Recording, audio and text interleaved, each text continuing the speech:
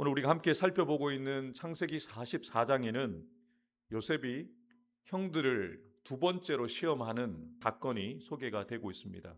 막내 베냐민이 예상치 못한 어려움에 처했을 때 형들이 어떻게 반응하는지 시험해 보기 위해서 일부러 일을 꾸민 것이죠.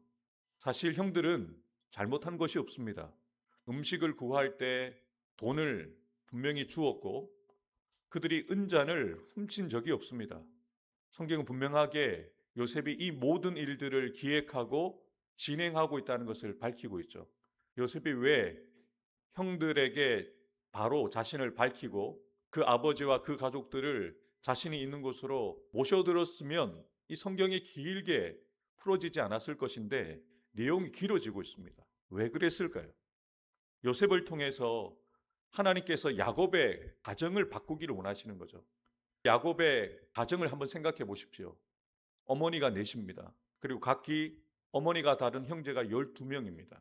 그리고 그 형제들 사이에서 서로 미워하고 시기하는 마음이 있어서 요셉을 죽이고자 했다가 팔아넘긴 사건이 20여 년 전에 있었습니다. 문제는 그 형들이 그 동생을 죽이고자 했고 애굽에 팔아넘겼다는 것을 아버지에게 속이잖아요. 아버지를 속인 지 20년이 지났습니다. 10명의 형제들이 아버지를 속이고서 어떻게 편히 20년을 보낼 수 있었겠어요? 아버지는 그 20년 동안 어떻게 살았겠습니까? 살아있지만 살아있는 것이 아닙니다. 가장 사랑하는 아들이 죽었잖아요. 그러니까 더 베냐민에게 집착을 한 거예요. 요셉을 잃어버렸던 것처럼 자신의 사랑하는 아내 라헬이 남겨놓은 막내 아들 베냐민을 가슴에 품고 있는 거예요. 여전히 형들에게 미움이 되어지는 대상이 베냐민이었습니다. 요셉에게 입혔던 옷을 누구에게 입혔겠어요? 베냐민에게 입혔겠죠. 그럼 그 형들은 요셉을 죽이고자 했고 요셉을 팔아넘겼을 때 이제 우리가 사랑과 인정을 받을 것이라고 생각을 했을 겁니다. 그런데 문제가 해결됐습니까? 해결되지 않았어요. 여전히 야곱은 베냐민을 끼고 있습니다. 이런 말이 있습니다. 문제아는 없고 문제 부모가 있다고요. 사실 이 사단을 만든 것이 누구입니까? 야곱입니다. 야곱이 가장 사랑하는 아내 라헬을 사랑했고 그리고 라헬을 통해서 낳은 아들들만 사랑했거든요. 이 부모의 편애가 형제들 간의 갈등을 만들었고 형제들 사이에서 일어나지 못할 일이 만들었다는 거죠. 근본적인 문제를 해결하지 않고 그저 아버지와 그 가족들을 애굽에 데리고 와도 문제가 해결되는 게 아닙니다. 형들이 어떻게 바뀌었는지 먼저 확인해야 되고 아버지를 용서하지 못하는 마음들이 해결되지 못하면 애굽으로 함께 와도 여전히 그 문제를 가지고 살아갈 수밖에 없거든요. 그래서 하나님께서는 큰 그림을 요셉을 통해서 그리고 계신 거예요. 형들의 문제를 해결하게 하시는 거죠. 아버지에 대한 원망과 미움의 마음을 해결하고 그리고 20년 전에 자신에게 행했던 것처럼 혹시 지금도 동생 베냐민에 대해서 그 마음을 가지고 있지 않은지를 확인하고자 했던 거죠. 하나님께서는 우리가 알지 못하는 큰 그림을 가지고 일을 하십니다. 야곱의 10명의 아들들 또 베냐민까지 자신들이 당하고 있는 이 억울한 일을 어떻게 설명할 수가 있겠습니까? 여러분 분명히 이들은 잘못한 게 없습니다. 베냐민은 은잔을 훔친 적도 없습니다. 그런데 이것이 다 누구의 계획 아래 이루어지고 있습니까? 요셉의 계획 아래 이루어지고 있습니다. 요셉만 알고 있습니다. 요셉이 보낸 청지기만 알고 있습니다. 나머지 형제들은 전혀 이 일을 알지 못한다는 거죠. 여러분 우리의 인생도 그렇습니다. 억울할 일을 당할 때가 있습니다. 우리가 잘못하지 않았는데 오해를 사기도 하고 손가락질 받기도 하고 비난받기도 합니다. 참 억울합니다. 결단코 나는 그런 적이 없어요. 생명 걸고 나는 그런 적이 없다라고 나는 그런 말 한 적이 없다라고 말을 하는데 사람들이 믿어줍니까? 믿어주지 않는 거예요. 형들이 요셉의 집에 다시 돌아가고 끌려가고 신문 받는 것처럼 우리도 그런 일을 당할 때가 많아요. 근데 여러분 분명한 사실은요. 우리가 잘못하지 않았다는 것을 사람들이 알아주지 못하고 우리의 억울한 마음을 알아주지 못해도 누구는 알고 있습니까? 하나님은 알고 계십니다. 이 일을 우리의 인생의 걸음걸음을 기획하시고 그 일을 주관해 가시는 분이 누구십니까? 하나님이시라는 거예요. 오늘 본문에 기록되어 있는 이 사건은 요셉이 기획하고 요셉이 진행했기 때문에 요셉은 다 알고 되어지는 일들을 지켜보고 있는 것처럼 하나님도 우리 인생 가운데 우리를 시험하시는 거예요. 우리가 가진 믿음이 진짜 믿음인지, 우리가 주님을 사랑한다고 고백하는 그 사랑의 고백이 진짜로 결정적인 순간에 위협을 당하는 순간에도 그 믿음과 그 사랑이 변하지 않는지 우리를 테스트하시면서 지켜보고 계시는데, 그때 우리의 믿음을 지켜야 되는 거예요. 결단코 우리가 잘못한 것이 없습니다. 그래도 끌려가는 거예요. 잘못이 없는데도 죄에 대해서 형벌을 당하게 되어지는 경우도 있을 수 있어요. 그래도 하나님은 우리의 억울함을 아시는 거죠. 하나님은 우리를 다 보고 계시는 거죠. 오늘 본문을 통해서 우리에게 주시는 교훈이 무엇일까요? 억울한 일 우리도 당할 수 있다는 겁니다. 우리도 잘못한 것이 없는데 이렇게 형들이 당하고 있는 뜻밖의 신문을 당하고 고난을 당하고 위협을 당하는 것처럼 우리도 이런 일을 당할 수 있어요. 하나님이 다 아십니다. 결국에는 하나님께서 풀어놓아 다니게 하십니다. 전화위복이 되게 하신다는 거죠. 본문은 이렇게 시작을 합니다. 요셉이 그의 청지기에게 분명하게 이야기를 합니다. 양식을 그들의 자루에다가 운반할 수 있을 만큼, 그들의 힘으로 들 수 있을 만큼 가득히 채우고 돈도 자루에 다 넣고, 그런데 베냐민의 자루에는 자신의 은잔을 집어넣으라고 기획한 대로 그 청지기에게 이야기하는 거죠.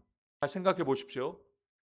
루벤부터 베냐민까지 자루를 나중에 청지기가 열어보았을 때 그 자루마다 무엇이 있었겠습니까?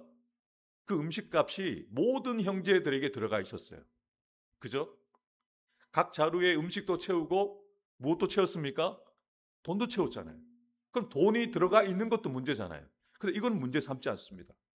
형제들이 여기에서부터 이상하다라고 생각을 했었어야 돼요. 그런데 이들은 캐치를 못합니다. 이전에도 음식을 사러 왔을 때 각자의 자루에다가 돈을 집어넣어 가지고 돌아갔을 때 자신의 자루에 다 돈이 들어있는 것을 보고 깜짝 놀랐잖아요. 그래서 야곱이 그들을 보내면서, 베냐민과 함께 보내면서 이전의 음식값도 함께 치르라고 돈을 다 채워 보냈는데, 지금 다시 이 요셉이 의도적으로 자루에다가 돈을 채웠는데 이것이 문제가 있다는 것을 생각지를 못해요. 그리고 이것을 요셉의 청지기가 문제 삼지를 않습니다. 단지 요셉이 의도한 대로 베냐민의 자루에서 은잔이 나온 것만을 문제를 삼으려고 하는 거예요. 이 청지기의 말을 들어보십시오. 얼마나 기가 막힙니까? 너희가 어찌하여 선을 악으로 갚느냐? 주인이 아끼는 그 은잔을 훔쳐갔다라고 누명을 씌우는 거예요. 얼마나 기가 막히겠어요.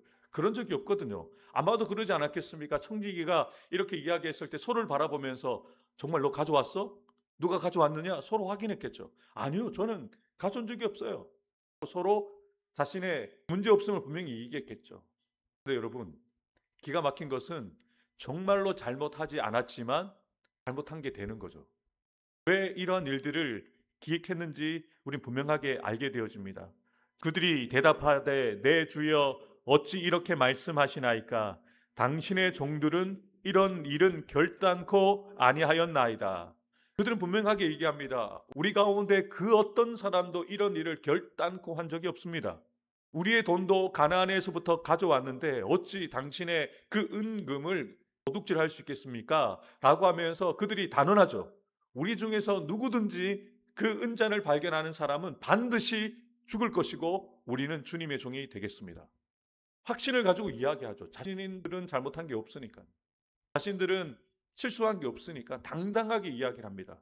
그리고 청지기는 요셉이 시킨 대로 그대로 이야기합니다. 너희의 말대로 그대로 할 것인데 그 잔이 발견된 사람만 종으로 삼을 것이다. 왜 이렇게 얘기했겠습니까? 베냐민을 두고 형제들이 어떻게 반응하는지를 보기 위함입니다. 다른 형제들의 자루에도 무엇이 들어있었어요? 돈이 들어있었어요. 이것도 문제 삼으면 삼을 수 있습니다. 근데 그 문제는 삼지 않고 단지 베냐민의 자루에 은잔이 들어있는 것만 문제를 삼고 있잖아요. 다 요셉의 큰 그림을 그리고 형들의 반응을 지켜보기 위해서 의도적으로 이 일을 지금 진행하고 있는 거죠. 과거 같으면 형들은 어떻게 했습니까? 만약에 베냐민에게서 은잔이 발견되어서 베냐민이 죽으면 좋은 일입니까? 나쁜 일입니까? 좋은 일이죠. 자신들이 20년 전에 요셉을 죽이고자 했던 상황이랑 똑같은 거예요. 베냐민이 사라지면 그래도 아버지가 살아있는 10명의 형제들에게 그 사랑을 나누지 않겠습니까? 20년 전에는 요셉을 죽이려고 했어요. 아버지의 사랑을 받기 위해서, 아버지의 인정을 받기 위해서.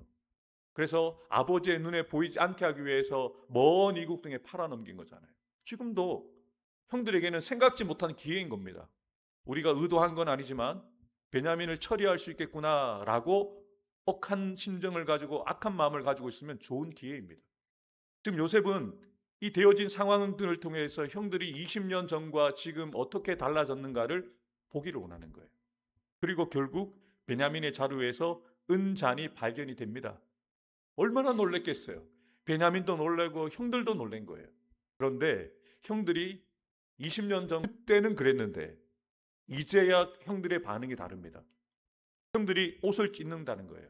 울며 옷을 찢고 이 상황에 대해서 탄식하며 안타까워하고 있다는 거예요. 비록 억울하게 베냐민이 수명을 쓰게 되었는데 과거 같으면, 그때 같았으면 베냐민만 보내고 자신들이 빠져나갈 수도 있습니다만 그들도 옷을 찢고 이 상황을 안타까워하며 짐을 싣고 베냐민과 함께 요셉의 집에 사실 죽으러 들어가는 거예요. 음식값을 그대로 자루 위에 있었으니 이것도 문제 삼게 되어지면 이들도 잘못하면 종이 되거나 죽을 수 있거든요. 근데 그들이 돌아갔다는 거죠.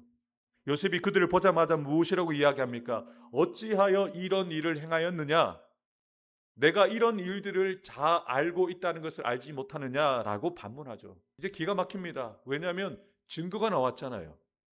잔을 훔쳤다는 증거가 베냐민의 자료에 나왔으니 어쩔 수가 없습니다. 부인할 수가 없어요. 이제는 형벌이 확정되어지고 베냐민이 정말로 종이 되어야 될 상황이 나옵니다. 그러나 그때 유다가 형제들을 대표해서 그의 동생 베냐민을 변호합니다. 이 상황에 대해서 변호하기 시작합니다. 하나님이 종들의 죄악을 찾아내셨으니 우리와 이 잔이 발견된 자가 다 주의 노예가 되겠나이다. 아멘. 두 가지를 인정하고 있는 거예요. 하나님이 오늘의 사건을 통해서 종들의 죄악을 찾아내셨다. 여기서 말하는 죄악은 은잔을 훔쳐간 죄를 이야기하는 게 아닙니다. 똑같은 상황들을 맞닥뜨리면서 요셉에게 자신들이 행했던 죄악에 대해서 하나님이 찾아내셨다라고 인정하고 있는 겁니다. 20년 동안 그 죄를 덮었다고 생각했거든요. 완전 범죄라고 생각했거든요. 근데 하나님이 드러내신 거예요. 똑같이 당하게 하신 거잖아요.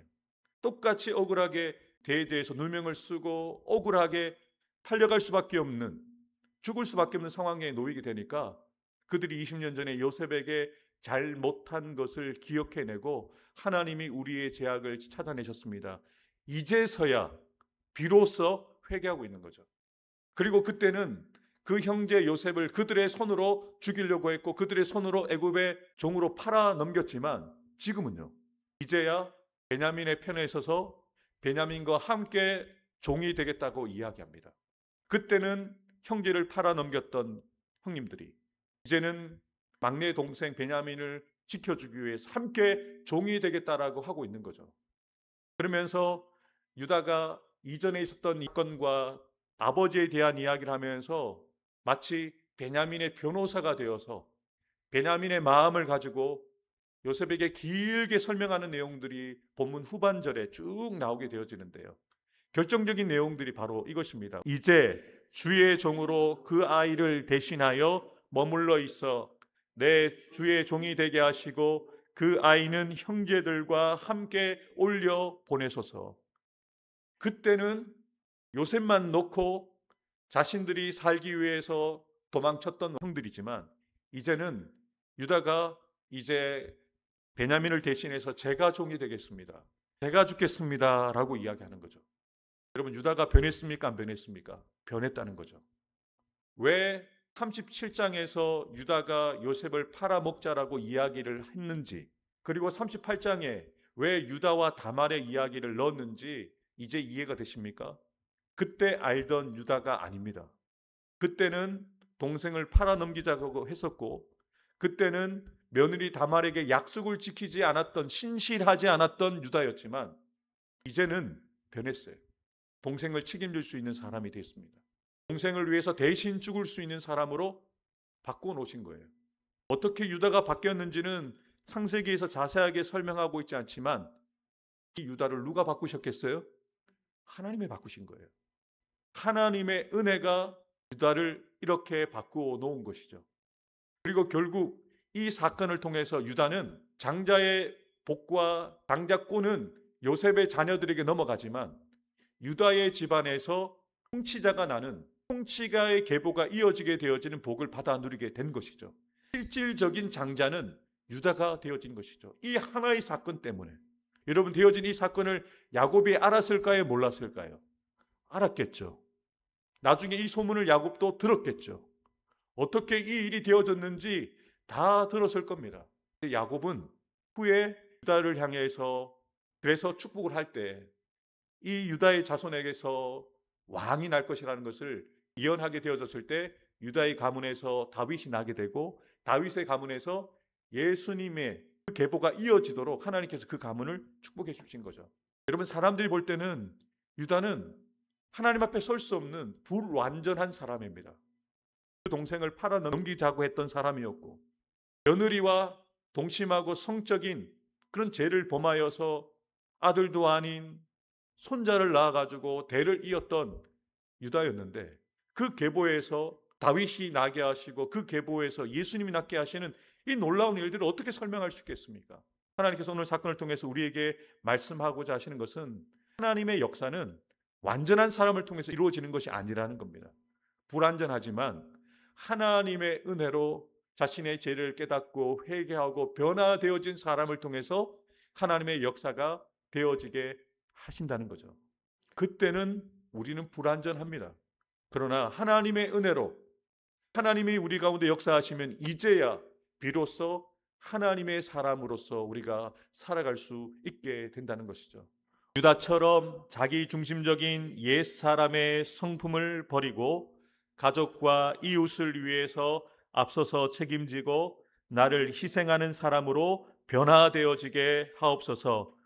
허물 많고 부족한 사람도 은혜로 변화시키셔서 구원의 역사에 사용하시는 신실하신 하나님만 신뢰함으로 하나님의 때에 하나님의 뜻을 따라 쓰임받기 원합니다. 하나님께서 나의 사랑하는 부산로 교회와 나의 사랑하는 성도들의 가정과 자녀들 일터 위에 복에 복을 주시고 지켜주시며 더 큰 은혜와 능력을 더하여 주셔서 늘 평안하고 편안하게 하옵소서. 아멘.